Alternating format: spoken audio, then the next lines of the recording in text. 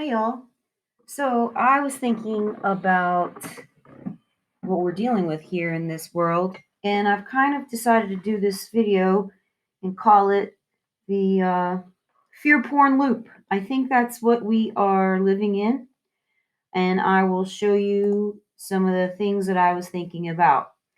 So, what do you think the great mortality was?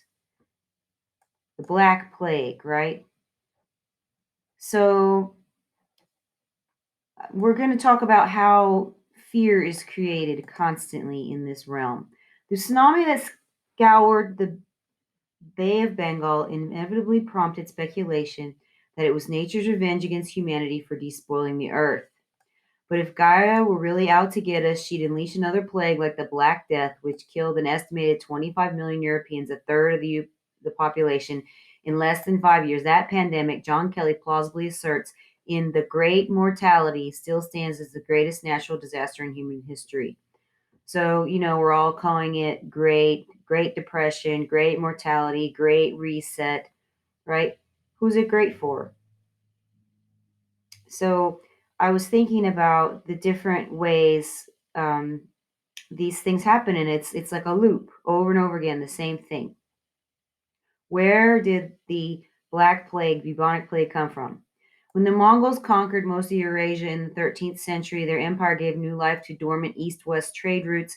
The road that beckoned Marco Polo to China also drew the plague from its lair in Central Asia.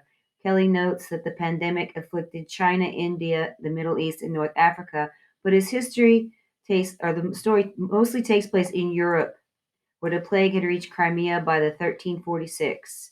Genoese ships brought it to Sicily in the autumn of 1347, and from there it jumped to the mainland, creeping along little rats' feet from country to country for a terrifying half decade until it finally circled back to Russia and burned itself out. Rats, plague from a rat, plague from a bat, plague from a cat, plague from a swine, right? Same BS. And here's another thing, maybe rats weren't to blame for the Black Plague. Yeah, it's probably the same stuff that we see now, right? They're going to malnourish everyone and then blame all the deaths. They do economic terrorism and blame all the deaths on on some disease, right? Because think about it. So it says rats have been blamed for spreading the parasites that transmitted the plague throughout medieval Europe and Asia, killing millions of people. Now, a provocative new study has modeled these long ago breakouts and suggested that the malign rodents may not be the culprits at all. The study, published on Monday in the journal, points the finger at human parasites such as fleas and body lice for primarily spreading bacteria during the second pandemic, a series of devastating outbreaks that were spanned from the 1300s to the early 1800s.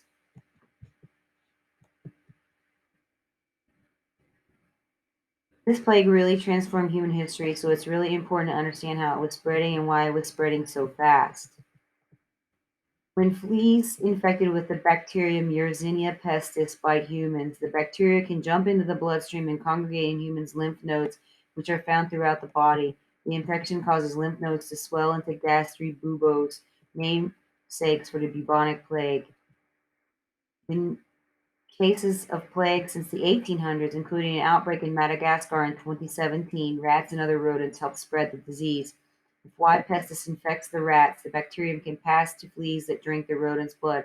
When a plague-stricken rat dies, its parasites abandon the corpse and may go on to bite humans.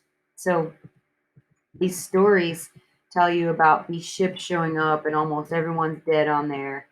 Um, and then somehow these fleas jump from rats into people enough that, I mean, how does that even make any sense, right? Listen to this. But some historians argue that the Black Death may have spread differently. For one, the Black Plague tore through Europe far faster than any modern plague outbreaks. In fact, rat falls precede some modern outbreaks, but medieval plague records don't mention rats dying en masse. So this medieval historian criticized the rat flea. Well, yeah, back in the day, you remember they used to shave their head and wear wigs so you could boil the wig? and keep the fleas and lice away. So they're saying, as an alternative, some scholars have long toyed with the idea that fleas on humans spread the Black Death. If fleas and lice picked up by the plague biting an infected human, they could potentially hop onto a person in close quarters and transmit the disease. And how easily was that done? I know lice spreads pretty quickly. But to kill you, you would have already had to have some sort of really low immune system in the first place, right?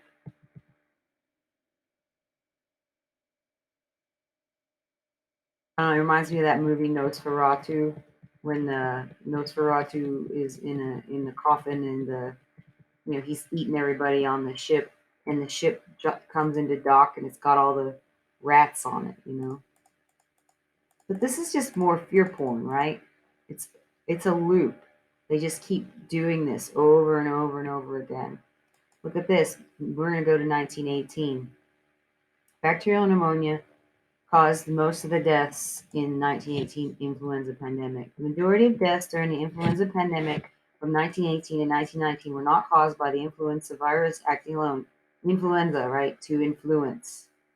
Report researchers from the National Institute of Allergy and Infectious Diseases, part of the National Institutes of Health. Instead, most victims succumbed to bacterial pneumonia following influenza virus infection. The pneumonia was caused when bacteria that normally inhabit the nose invaded the lungs along the pathway created when the virus destroyed the cells that line the bronchial tubes and lungs. So they're admitting that you have pneumonia all the time in your nose and in your lungs, but your body has to get broken down. And they're saying the virus does it.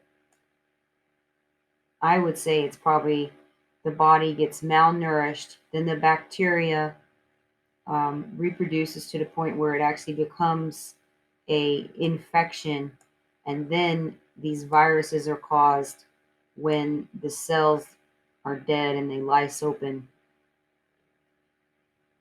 I feel like they've been lying to us this whole time, because think about it.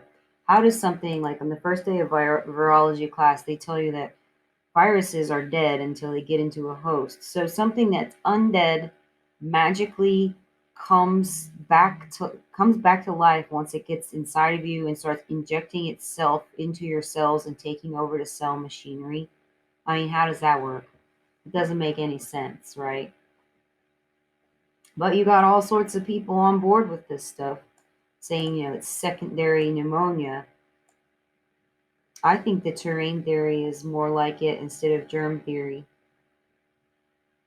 I thought that was an interesting article, but it just shows you in this back then in 1918 and 19, these soldiers, they took what they did is this Jeffrey Taubenberger, PhD, examined lung tissue samples in 58 soldiers who died of influenza at various U.S. military bases in 1919 and 1918. The samples, preserved in paraffin blocks, were recut and stained to allow microscopic evaluation. Examination revealed a spectrum of tissue damage ranging from changes characteristic of the primary viral pneumonia and evidence of tissue repair to evidence of severe acute secondary bacterial pneumonia, says Dr. Taubenberger. In most cases, he adds, the predominant disease at the time of death appears to have been bacterial pneumonia.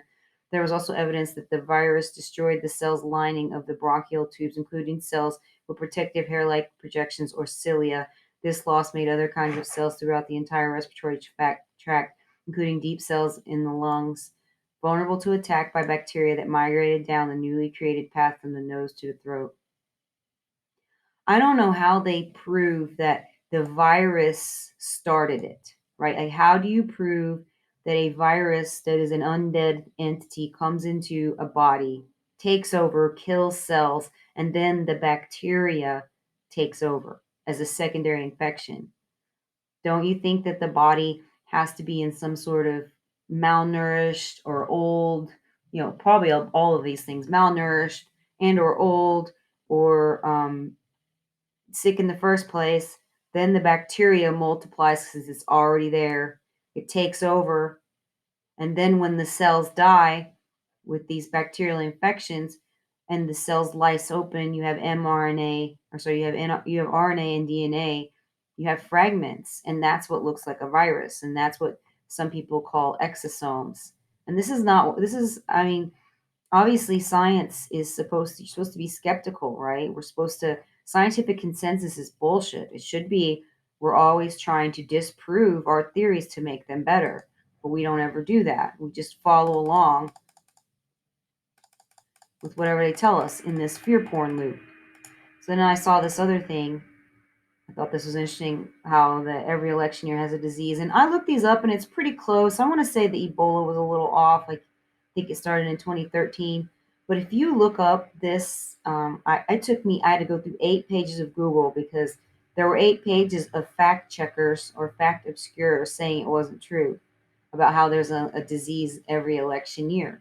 And you'll see as we go on this loop that they've got us going on, they're constantly um, gaslighting us, right? And here's another way to gaslight people, right?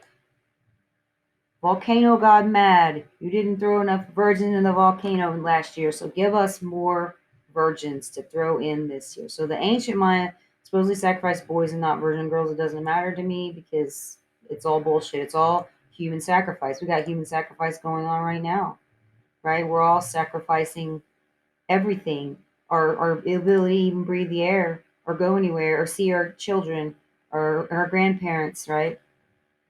The Maya built soaring temples and elaborate palaces in the jungle of Central America and South Mexico before the Spanish conquest in the early 1500s.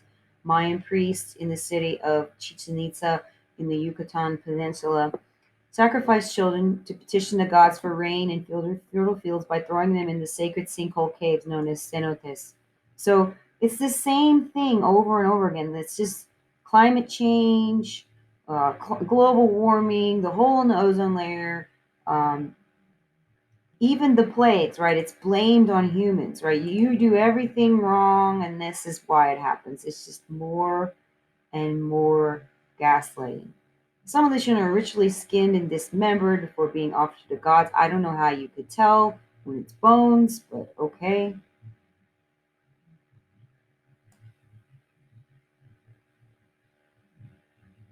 Archaeologists believe the young female versions were sacrificed because the remains, which span from 850 until the Spanish colonization, were often found adorned with jade jewelry.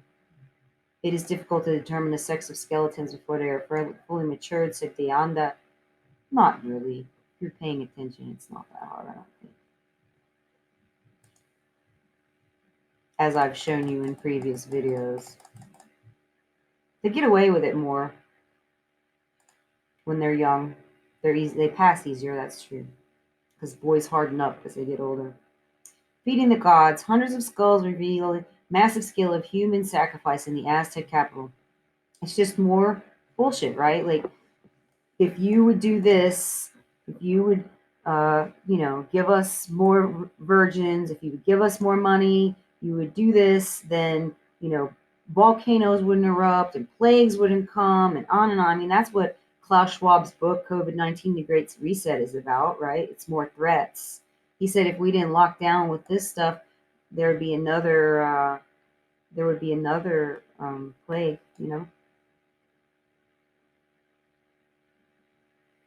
Priests carry the body to the ritual space where they laid it face up, armed with years of practice, detailed anatomical knowledge. An obsidian blade sharper than today's surgical steel. They made an incision in the thin space between the two vertebrae and the neck, expertly decapitating the body.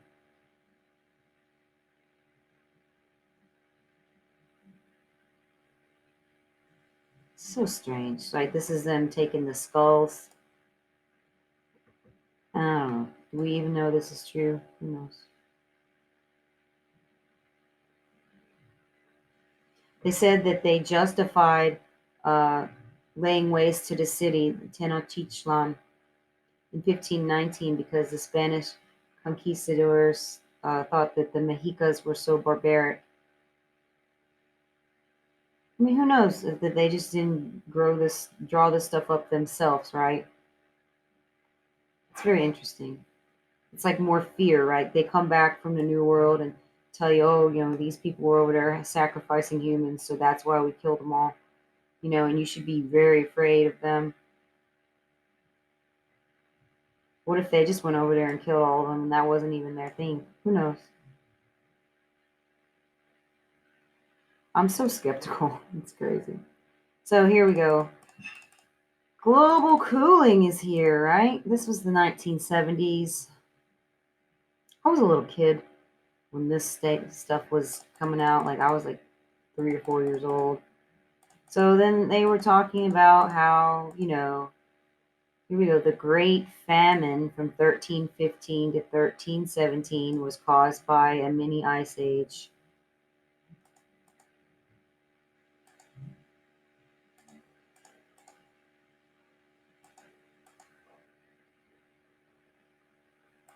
I just wonder what the economic uh, terrorism was going on back then, right? Sediment cores from Lake Malawi in southern Africa showed colder weather from 1570 to 1820.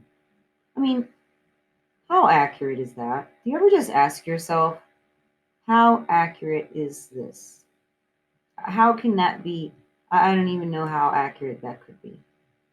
Come on, what you take a core and you're guessing at the year it was, and you're guessing at the temperature based on what, like the microorganisms that are in there,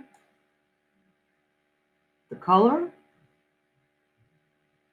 Medieval warm period, which lasted from 950 to 1250, has been attributed to natural cycles and solar activity.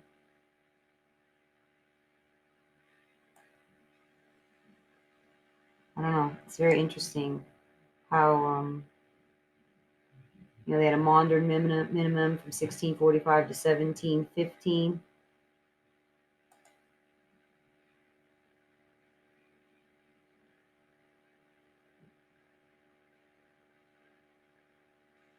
Is it true, or do they just engage in economic terrorism and call it a modern minimum, or they call it an ice age, right? Or they call it global warming or cooling?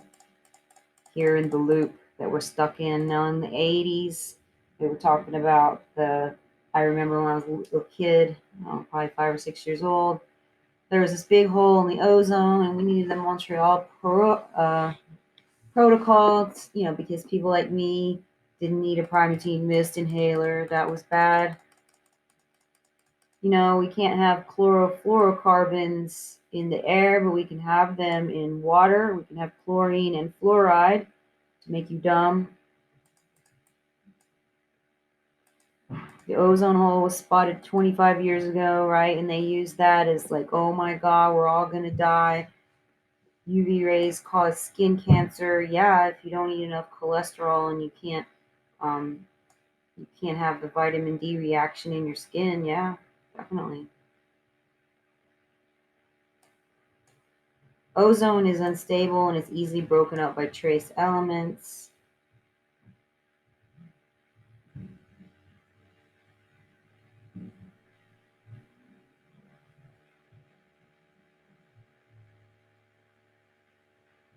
And why is there a huge hole in the ozone layer over Antarctica? Like, there's nothing going on down there. I just think they were bullshitting us. Atmospheric conditions during the cold, dark Antarctic winters were building stockpiles of CFCs over the South Pole. How is that possible if we're on a spinning ball?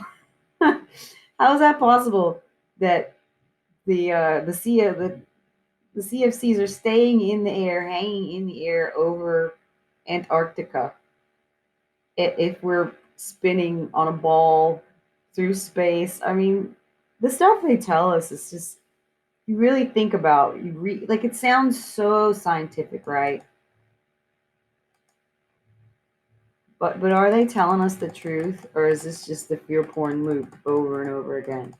Look at this. This is another thing. Atomic bomb scare in the 1950s. So I was watching Mad Men the other day, and I saw this because it's set in the 50s. And then I remember when I was a kid in the 80s, I was like 1983.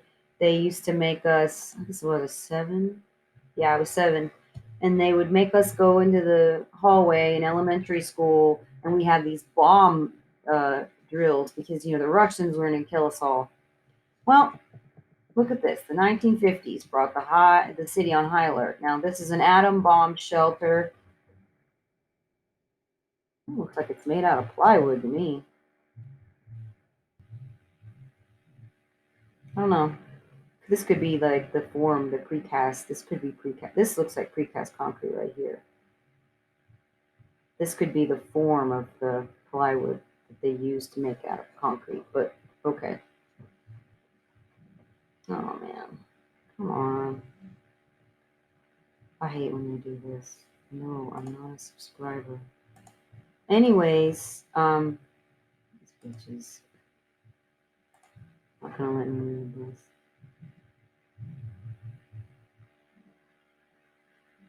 So there was a big scare in the 50s. There was a scare in the 80s, right? For your family's protection, the sign stated above the top of a tool shed-sized concrete and steel bomb shelter across the street from St. Francis Hotel.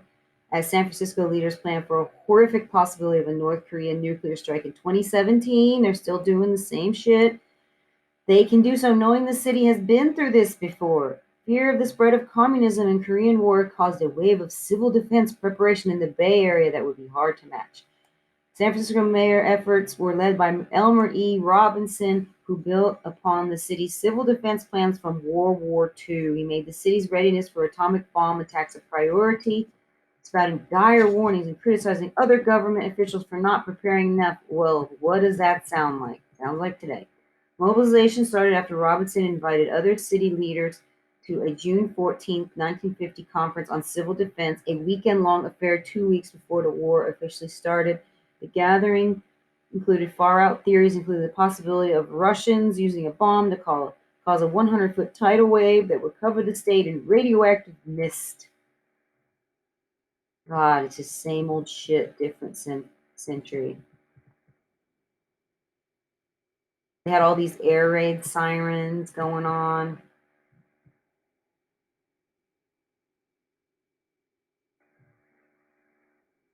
Air raid alerts. More than 65 years later, this is interesting. More than 65 years later, the weekly sirens continue on Tuesdays at noon, followed by instructions. This is a test. They're solar powered now, run by the San Francisco Department of Emergency Management. The warning system hasn't been used for an actual civil defense related emergency in all of that time, but that fact never makes the threat seem any less real. See what I mean about the fear porn loop? 65 years later, still no atomic bombs. Bullshit all the time. Here's what I was talking about, 1980s. The evil Russians. The Russians are still evil, right? Over 10 days in November 1983, the US and the Soviet Union nearly started a nuclear war, all because of a simulation exercise, y'all. This simulation exercise was Able Archer 83, simulated the transition by NATO from a conventional war to a nuclear war. You see, this is all CIA, NSA, and KGB. These people all work together at the top to ensure that they always have a job and that we're always scared. The simulation, a conventional war to nuclear war, culminating in the simultaneous release of warheads against the Soviet Union. NATO changed its readiness condition during Able Archer to DEFCON 1, the highest level. Where have we seen that before? The Soviets interpreted the simulation as a ruse to conceal a first strike and readied their nukes.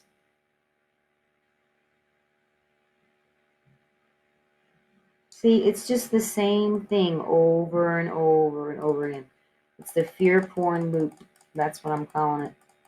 And then here's some more fear porn. Dogs. So when I was little, it was Dobermans and German Shepherds that were evil and were killing babies. Now it's pit bulls. We had in the 90s, it was Rottweilers, right? You're supposed to be afraid of these evil animals here, right? And then they tell you that their jaw is different and it doesn't lock, Just because you breed a wolf down that looks like something like this doesn't mean that they become a crocodile or some other, you know, different animal. Like, this is what we're dealing with, right? Like, people hear this stuff and they don't even think. It's just like, oh my God, we got to protect myself. And we're just in a loop. They've been doing it for centuries with all of us. Right, here's another one. National Geographic. And then, of course, they come back and tell you canine killers should be banned. Here we go. 4-year-old, right? Number of 2014, 4-year-old, savagely attacked by a pit bull. From 2005 to 2015, 10 years, pit bulls killed 232 Americans. 232.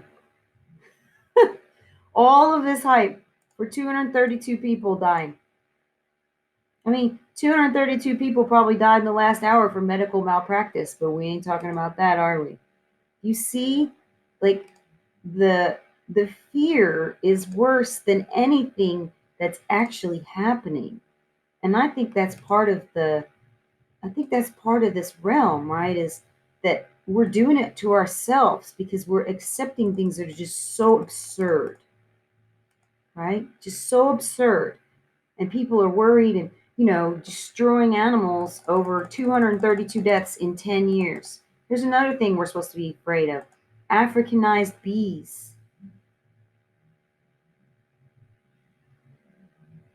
Ooh, because if it comes from Africa, it's scary.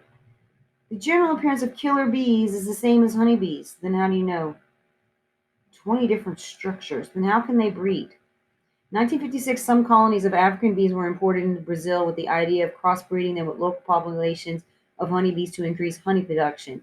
In 1957, 26 African queens, along with the swarms of European worker bees, escaped from an experimental apiary about 100 miles south of Sao Paulo. These African bee escapees have since formed hybrid populations with European honeybees, both feral and in commercial hives. They have gradually spread northward through South America, Central America, and eastern Mexico, progressing some 100 to 200 miles per year. Ooh, that's fast. And in 1990, killer bees reached South Texas. So they've been fucking with us from 1957 all the way up to 1995, right? We're supposed to be afraid. Since their introduction into Brazil, they've killed 1,000 humans. 1,000 humans have died, and we're supposed to be scared out of our minds from 1957.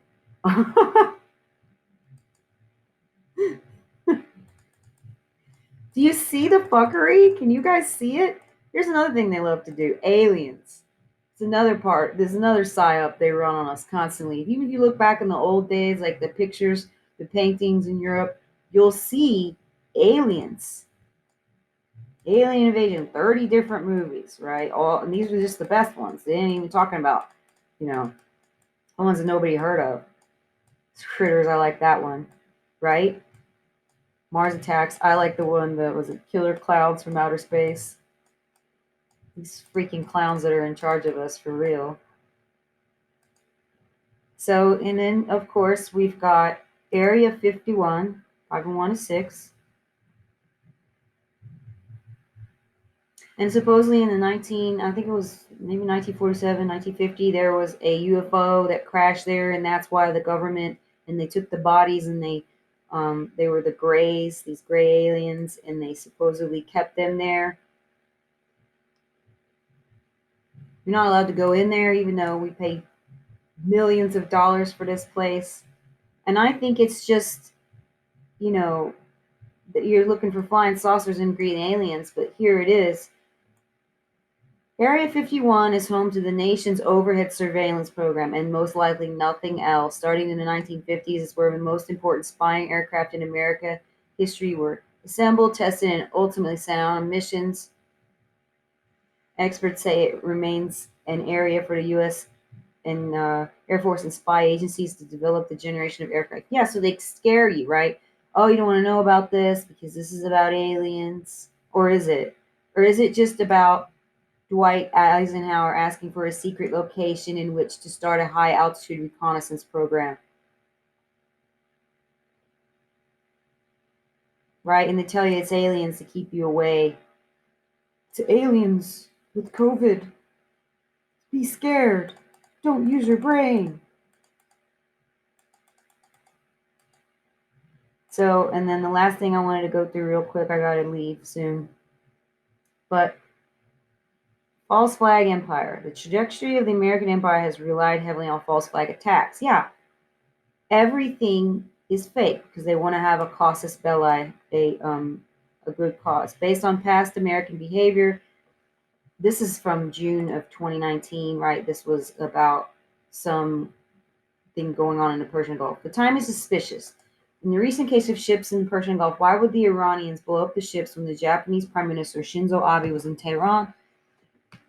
The first by a Japanese prime minister since the Islamic Revolution in 1979, a visit aimed at reducing tensions between the US and Iran.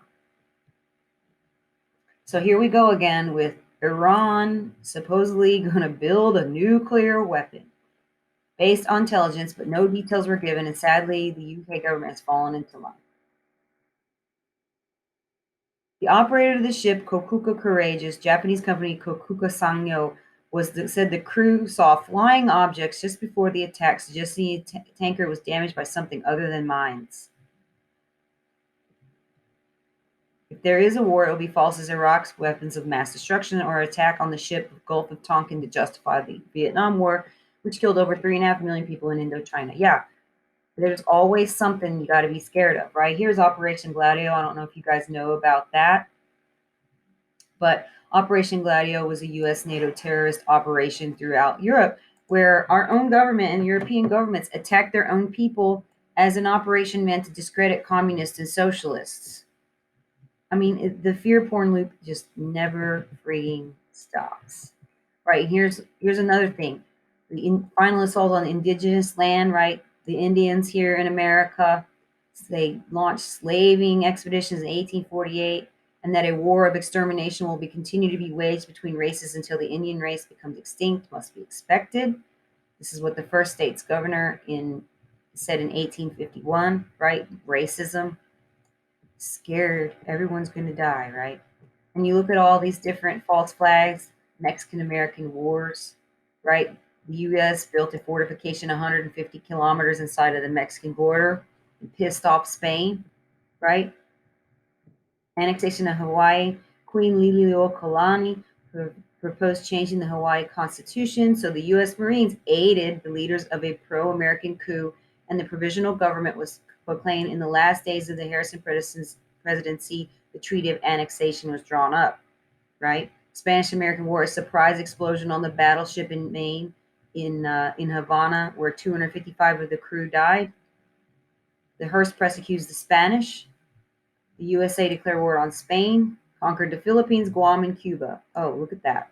Subsequent investigations revealed that the explosion originated inside of the Maine and it was either an accident, such as a coal explosion, or some type of bomb inside of the battleship. Divers investigating the shipwreck found that the armor plates of the ship were bending, or they blown outwards, not inside, right?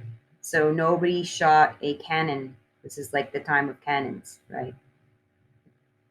Korean War, same thing. South Korean incursions into North Korea in 1949 led to war. It was also we were fighting the Chinese at the time, and they refused to say so.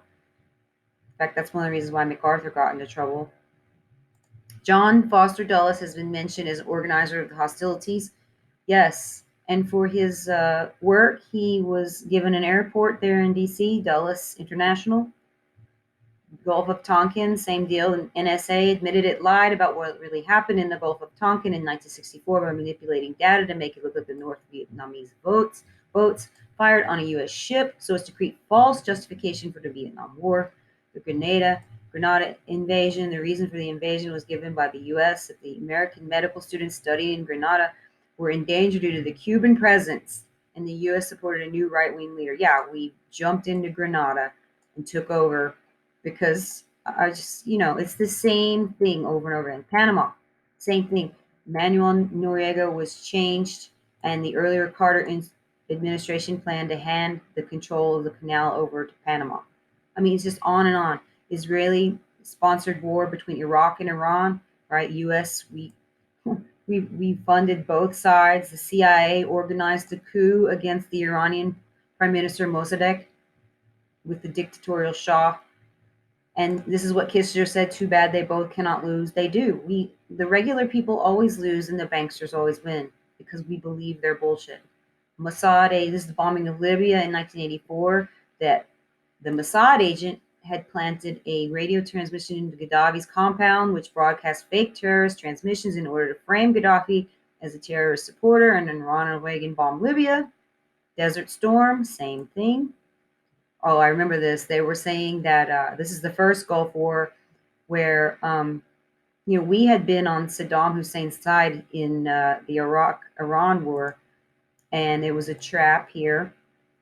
Saddam occupied Kuwait because the U.S. said they could, because Kuwait was illegally siphoning off oil from the Iraqi fields, and Saddam was told by Glaspie that the U.S. does not care about Arab quarrels.